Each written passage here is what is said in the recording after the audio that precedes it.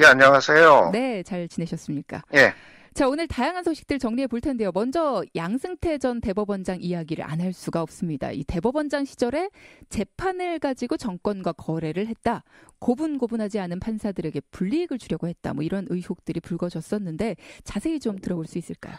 예, 아주 충격적인 얘기입니다. 예. 사법행정권 남용 의혹 관련 특별조사단이 그동안 이제 조사한 결과를 발표를 했는데요. 네.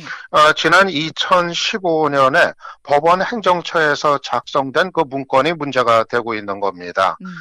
그 내용을 보면은 당시 정권, 그러니까 이제 박근혜 정부하고 여러 가지 뭐 정치적 거래를 하려 한 그런 이제 흔적이 나타난 건데요. 예. 뭐 전교조 또 뭐 성완종 리스트 사건이라든가 통합진보당 관련 사건 등 뭐 상당히 그 시국과 민감한 그 사건의 재판에 대해서 뭐 개입을 하려는 듯한, 음. 그러니까 판사들한테 영향을 끼치려고 했던 거 아니냐, 이런 의혹이 제기가 되고 있고요. 예. 또 법원행정부가 사법부 내부에서 일종의 정보기관 역할을 하면서 판사들의 그 동향이라든가 이런 거를 파악을 하고 또 문건화한 이런 내용까지 지금 불거진 상태입니다. 네.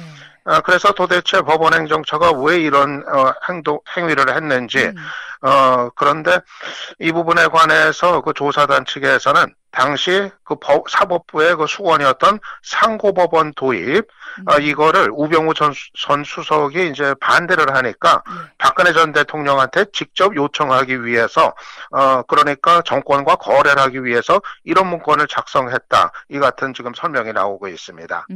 그러니까 청와대에 협력을 하는 그런 여러 가지 사례들이 발견이 됐다는 거죠, 문건으로. 근데 이런 것들이 특조단을 통해서 밝혀졌을 때 조사를 좀 더 면밀히 철저하게 했어야 되는데 법원 조사를 거부했어요. 양승태 전 대법원장이. 여기서 많은 분들이 분노를 했는데 조사를 거부한다고 할 수가 없는 건가요? 예, 이거는 결국은 이제 검찰 수사를 통해서 진상이 규명이 돼야 할 일로 판단이 됩니다. 음. 당시 그 양승태 대법원장 시절에 있었던 일이고, 법원행정처는 대법원장의 그 최측근 기구가 되거든요. 네. 그러니까 양승태 대법원장이 모르는 상태에서 이런 문건들이 작성될 리는 뭐 사실상 뭐 가능성은 이제 희박합니다. 네. 그래서 이제 조사단도 양승태 전 대법원장을 조사하려고 했는데 조사를 이제 거부했다는 얘기입니다. 네. 그런데 이거는 뭐 그렇게 지나갈 문제는 아니고요. 그렇죠. 결국은 이렇게 되면은 이제 검찰 수사를 통해서 진상이 규명돼야 할 필요가 있는 거로 판단이 되는데, 이 사안이 이제 충격을 주는 거는 우리가 그동안 이제 적폐와 관련해서 주로 그 정권의 행정부 쪽에서 지난 시절에 있었던 적폐, 이거는 많이 이제 밝혀냈는데, 예. 이게 이제는 음. 사법부에서까지 이러한 있어서는 안 될 일이 있었다. 그래서 상당한 지금 충격을 주고, 이게 어떻게 보면 삼권 분립의 기본을 흔드는 이런 그렇죠. 행위가 아니었나 하는 그런 지적이 가능할 것 같습니다. 네. 일단 뭐 조사단에게 강제 수사권이 없기 때문에 검찰의 조사를 받아야 된다라는 건데 대법원에서도 협조하겠다 뭐 이런 기사가 있습니다. 가능할까요? 검찰의 조사? 예, 김명수 대법원장이 검찰에 고발할 수도 있음을 시사를 했습니다. 예. 물론 조사단에서는 좀 그렇게 뭐 강한 얘기를 하지는 않았거든요. 음. 뭐 범죄 혐의가 확인된 건 없다 하면서 뭐 수사 의뢰 부분에 관해 가지고는 뭐 명확한 얘기를 하지 않았는데, 네네. 하지만 김명수 대법원장이 그 필요성까지 이제 거론함에 따라서 아마 그 전직 대법원장까지도 검찰에 고발을 하는 사법부 내부에서 아마 초유의 사태가 또 있을 가능성도 있어 보입니다. 네. 참 이거 들으면 들을수록 알면 알수록 참 기가 막힌 일들이 많이 나오고 있네요.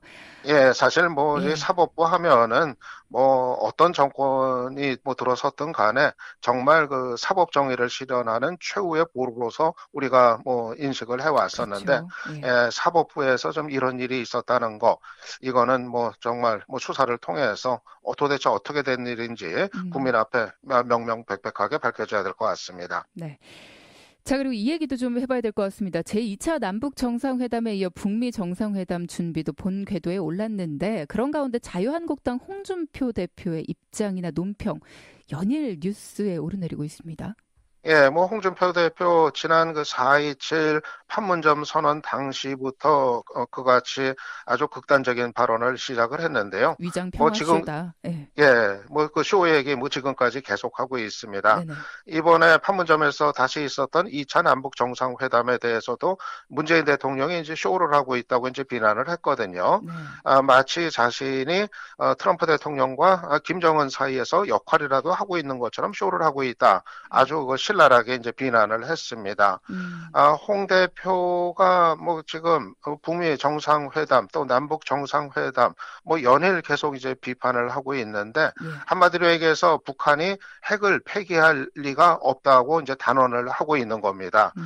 그러니까 김정은한테 지금 이제 속아 넘어가고 있는 거고, 그래서 결과는 뭐 원하는 대로 그렇게 될 리가 없다. 이런 이제 입장을 반복해서 얘기를 하고 있는 건데, 문제는 지금 제1야당 대표의 이 같은 그 입장, 그리고 이제 발언들이 지금 남북 관계 또 북미 관계가 어떻게든 좀 잘 풀려가기를 원하는 국민 대다수의 정서와 정면으로 충돌하고 있다는 점에서 음. 사실은 자유한국당 내부에서도 우려의 목소리, 그런 들이 상당히 뭐 많은 편입니다. 네.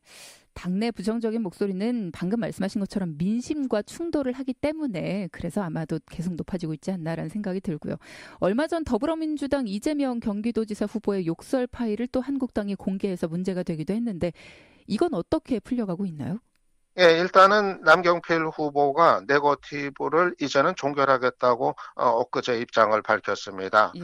그동안 남경필 후보 쪽에서는 이재명 후보의 이 욕설 파일, 이번 그 선거에 아주 그 중요한 쟁점으로 부상을 시켰는데요. 더군다나 남경필 후보의 경기도 차원에서 끝나는 것이 아니라 자유한국당 홈페이지에 이 욕설 파일이 이제 공개가 됐습니다. 예. 지금도 자유한국당 홈페이지 가보면은 이 파일이 아주 그 눈에 띄게 그렇게 올라와 있는데요. 음. 경기도 선거 차원을 넘어서 가지고 자유한국당 중앙당 차원에서 예. 바로 이 이재명 후보의 이 파일 문제를 이 욕설 파일을 이번 지방선거에 이제 쟁점으로 부각시킨 모습이 이제 되는데, 물론 당연히 이재명 후보 측에서는 강하게 반발을 했습니다. 이미 그 파일은 법원에 의해서 유포금지 가처분 결정이 내려졌기 때문에 법적으로 대응하겠다 이런 입장까지 밝힌 상황이었습니다. 아직 법적으로 충돌되지는 않은 모양이네요. 예, 뭐 법적인 조치 실제로 이재명 후보 측에서 어떻게 취할지는 더 지켜봐야 될 것 같은데요. 예. 그런데 이게 이제 법적인 문제를 떠나가지고 이렇게 되니까 이번 그 경기도지사 선거가 그동안 너무 지나치게 이 네거티브전으로 흘렀다는 그런 이제 지적도 있고 그랬는데 아마 음. 남경필 후보도 뭐 그런 점을 이제 의식해서인지 아마 이후에는 이 문제를 또 전면에 뭐 내걸지는 않을 거로 입장이 변경이 된 거로 나오고 있습니다. 네. 자, 그리고 시간이 많지 않기 때문에 다음 이야기로 좀 넘어가 보면 어제가 임시국회 마지막 날이자 20대 국회 전반기 마지막 본회의였습니다. 일단은 본회의에서 어떤 내용들이 통과가 됐나요? 예, 그동안 20대 국회 전반기, 뭐, 개점 휴업이 뭐, 걸핏하면 있는, 그랬죠. 그런 파행 국회를 이번에도 이제 면치를 못했습니다. 예.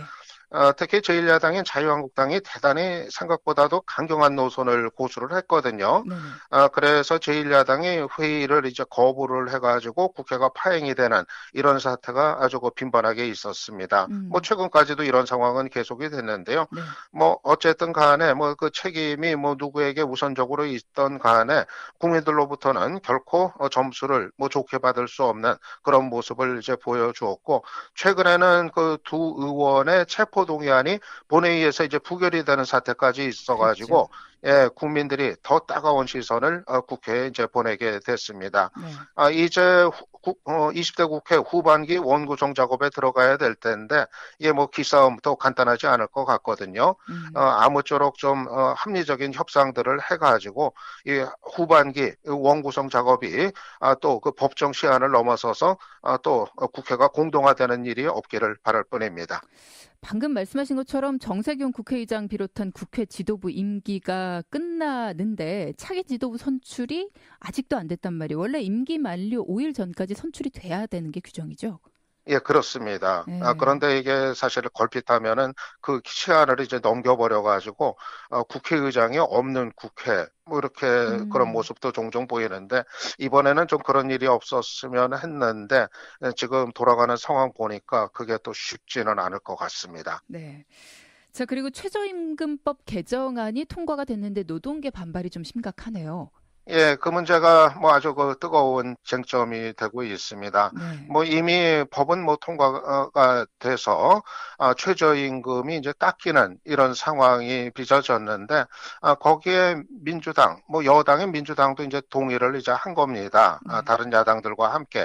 그래서 일단 국회에서 수적인 우위 속에서 처리가 됐는데 뭐 진보 정당들이라든가 또 뭐 민주노총, 이 노동계에서는 이번 일에 대해서 아주 강하게 반발하고 있어가지고 음. 사후 진통은 뭐 계속 따르고 있는 상황입니다. 예, 네. 결국 이 최저임금이 어느 정도 수준, 그리고 인상은 하되 어느 정도 속도로 인상을 하는 것이 적절한 수준이냐 이거에 대한 이제 의견의 차이라고 할 수가 있겠습니다. 네. 아마도 이 이야기는 쉽게 마무리되지는 않을 것 같습니다. 계속 논쟁이 될 것 같고요. 자, 오늘 많은 이야기 정리해 주셨습니다. 감사합니다. 예, 고맙습니다. 네, 시사평론가 유창선 박사와 함께 해 봤습니다.